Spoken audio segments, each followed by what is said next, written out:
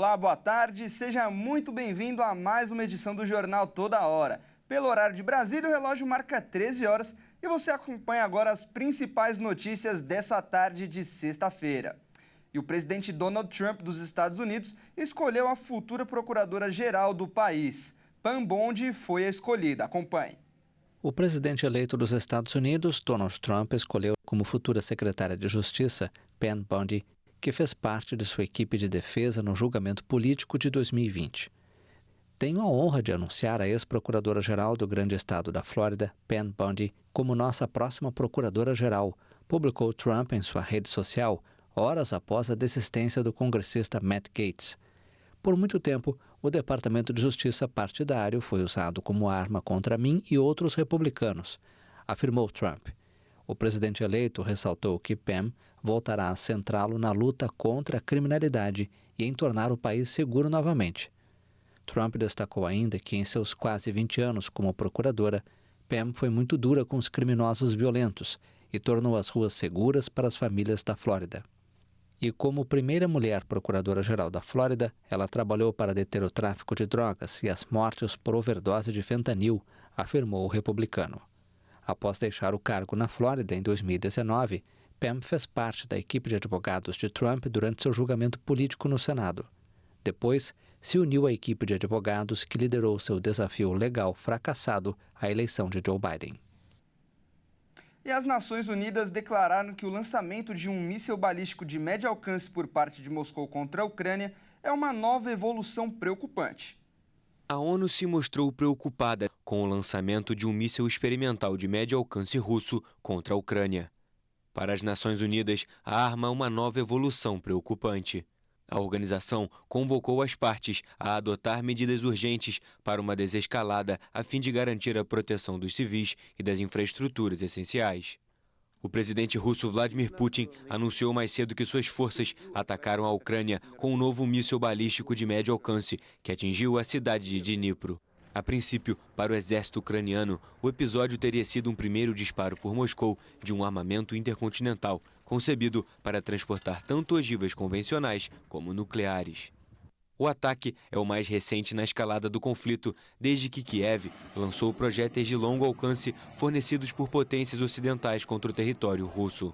Um porta-voz do Kremlin informou que avisou os Estados Unidos com 30 minutos de antecedência sobre a intenção de disparar um míssil balístico hipersônico em configuração desnuclearizada contra a Ucrânia. O ataque teve como alvo um local do complexo militar industrial ucraniano. E os negociadores da COP29 buscam consensos após a divulgação de um esboço do acordo final. O documento mostra algumas divergências que precisam ser resolvidas antes do fim da conferência previsto para hoje. Há apenas um dia do fim da COP29 em Baku, os negociadores apresentaram nesta quinta-feira um rascunho de acordo que evidencia a distância das posições sobre o financiamento climático entre os países ricos e as nações em desenvolvimento.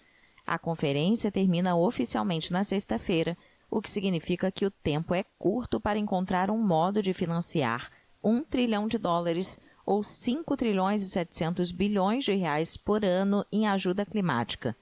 Segundo especialistas consultados pela ONU, os países em desenvolvimento precisariam desse valor para enfrentar as consequências das mudanças climáticas. O secretário-geral da ONU, Antônio Guterres, fez um alerta aos negociadores da COP29.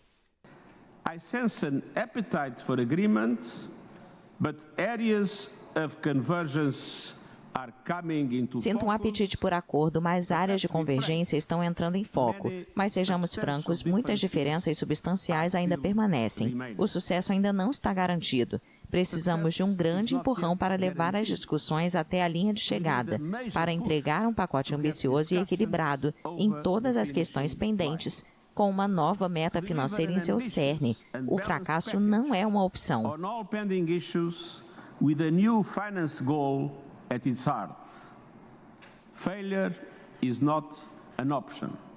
O rascunho, muito criticado, apresenta duas opções. Uma prevê que o dinheiro necessário para que os países em desenvolvimento enfrentem as consequências das mudanças climáticas proceda exclusivamente das nações desenvolvidas. A outra propõe aumentar as finanças mundiais contra o aquecimento global a partir de todas as fontes de financiamento, procedentes de todos os países. O texto atual contém muitos elementos que não são satisfatórios e aceitáveis para a China. No entanto, pedimos a todas as partes que se encontrem no meio do caminho, que trabalhem juntas de acordo com os princípios da Convenção e do Acordo de Paris e os mandatos relevantes. A China rejeita qualquer texto que a obrigue a contribuir com a ajuda financeira internacional para os países em desenvolvimento. O país é o maior emissor de CO2 do mundo. E por enquanto é só, eu agradeço demais a sua companhia. Às 14 horas eu volto com mais notícias do Jornal Toda Hora. Até lá!